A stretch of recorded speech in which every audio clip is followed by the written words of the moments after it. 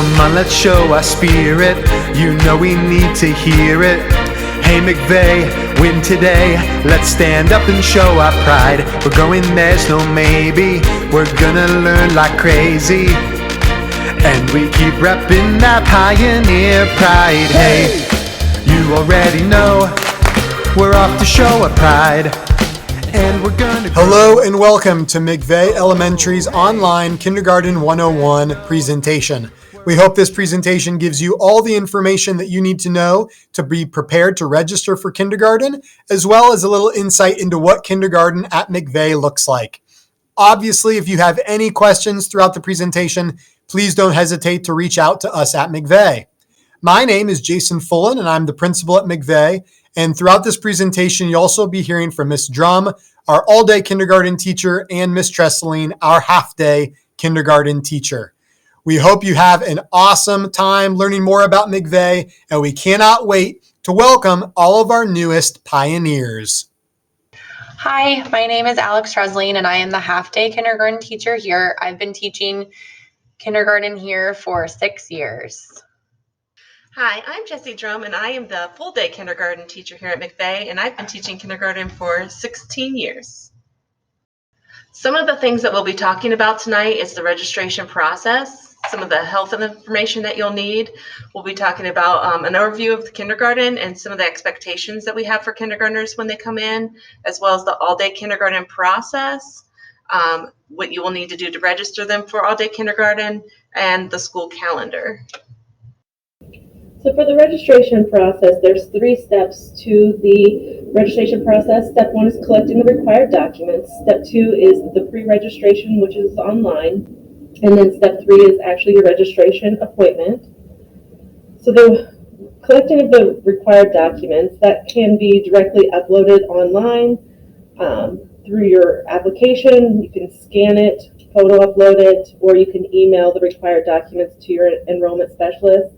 Those required documents include a birth certificate, the photo ID of the custodial parent, current immunization records, and 2 proofs of residency.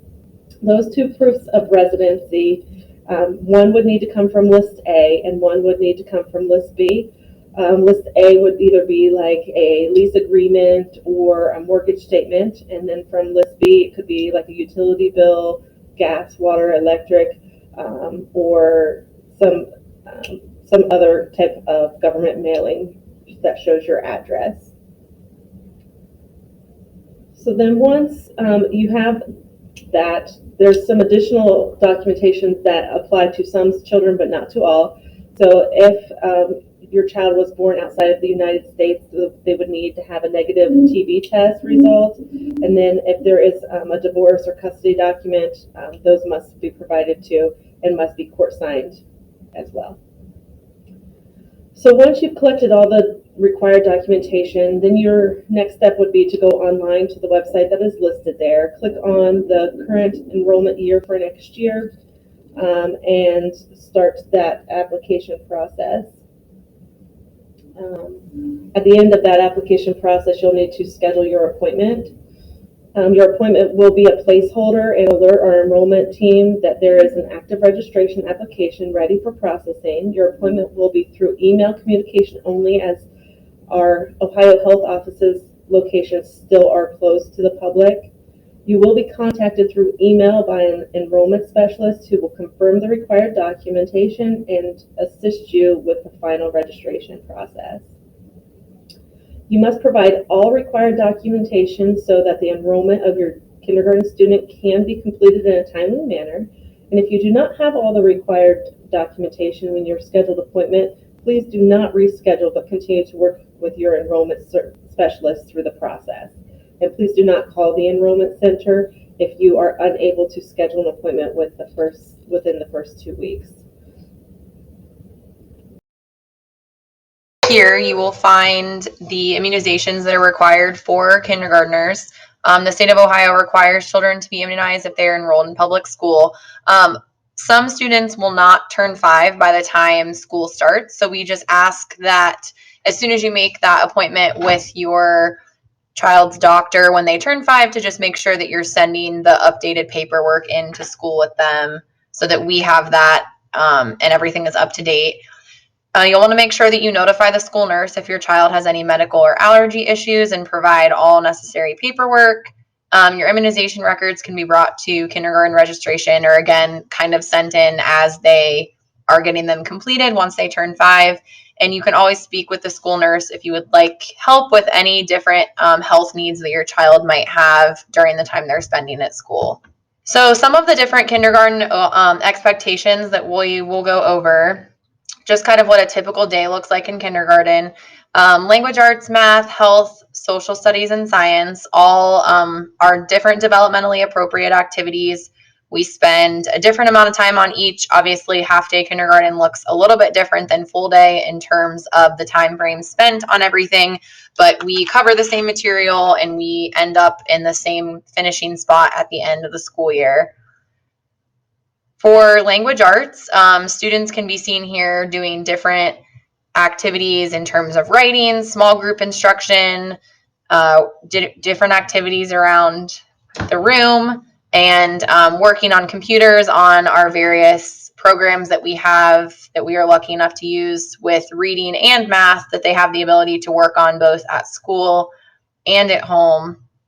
Students are provided developmentally appropriate reading books and different activities that are on their level. We work with them when they enter kindergarten to determine what sorts of things they already know, and then we meet them where they are with our instruction. For mathematics in kindergarten, we use both small group and whole group when we're teaching math. We have a program called Bridges that we follow.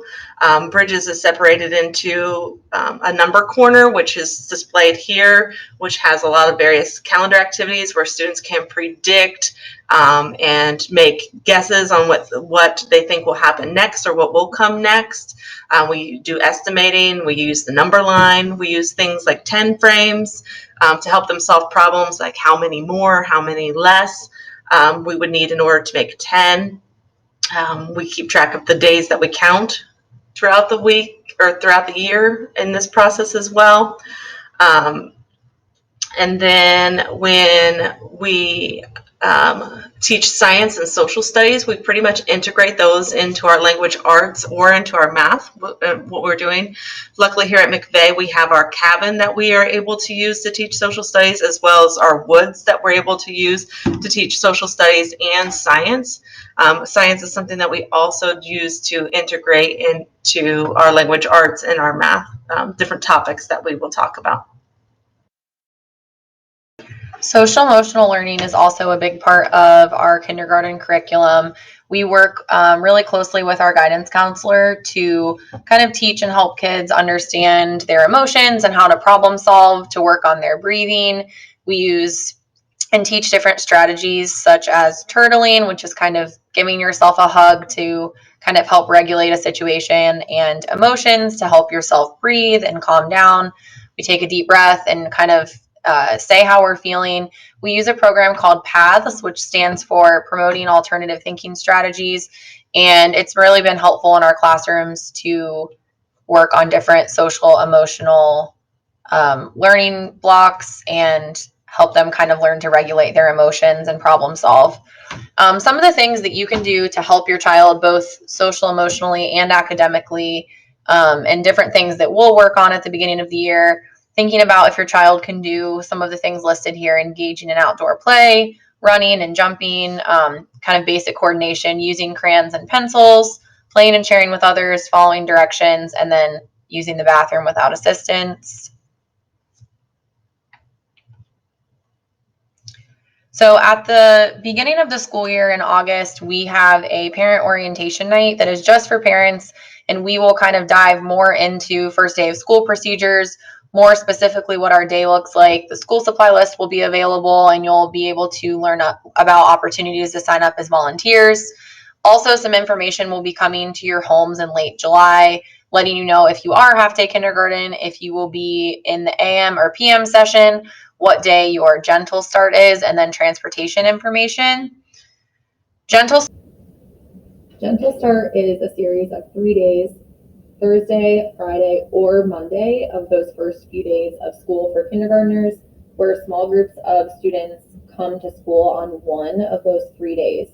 During this gentle start time, teachers can get to know students and families. It helps with the transition both for the students and for parents, and gives us teachers time to do a few quick assessments and get to know the students while the students are getting used to their classroom and meeting their peers in smaller settings. All kindergartners will report on August 16th for a full day of school with their full class. So you'll receive a letter in the mail in July about your child's gentle start date and time. It's usually a little bit shorter time frame wise than their typical school day, and that will all be explained more in depth at the August meeting. Some of the gentle start activities, they'll get to play, interact with their classmates, learn about the classroom rules, get to know and be comfortable with using some of our math manipulatives, learning about our classroom, so where the restroom is, where they can find different activities and resources, hearing a story, and then kind of practicing their name, drawing and cutting. And we might ask them to count or identify some letters for us so that we can have an idea of where we should start our instruction after the first day of school. The Kindergarten Readiness Assessment is a state-mandated diagnostic that will be given to all kindergarten students during the beginning of the year. And what this does is it provides us and the district with some information about some of the things that the students are coming into kindergarten already knowing, and then we can help inform our instruction beyond that. Just a little bit more information about the KRA. Some of the things that the KRA does not. It does not determine whether or not your child can enter kindergarten. Most people think that it decides if they can come or not. It does not. Children are eligible for kindergarten in the state of Ohio as long as they turn 5 by September 30th. The KRA does also not test teachers or schools. So obviously the results will be reported to the state, but the sole purpose of this is to just drive our instruction and to get kind of a quick glimpse of the students entering kindergarten. Some of the things that the KRA does: drives the curriculum, identifies students who are on target, or some specific interventions that might be needed right at the beginning of the year for students, and then to evaluate strengths and weaknesses as determined by the state of Ohio. So using those kindergarten standards to determine what sorts of things we can focus more of our time on in our instruction. Some of the things you can do to get your child ready for kindergarten: reading and discussing stories, pointing out words that are a part of life, practicing drawing and writing, rhyming, ABC games, visiting the library, talking about numbers, playing with numbers and pattern games, pointing out shapes, and having your child sort and count objects. These are all things that can be done at home with very little to no materials and things that you can do very easily at home. Giving them opportunities to explore the world, taking time to answer questions, playing I Spy, using a family calendar if you have one, and talking about days of the week, special days. Of course, praising them for making good choices and allowing time to practice skills, especially with scissors and pencils. It's kind of a front-loaded process. It takes quite a bit of time at the beginning, but once they learn it, it can save you time later on.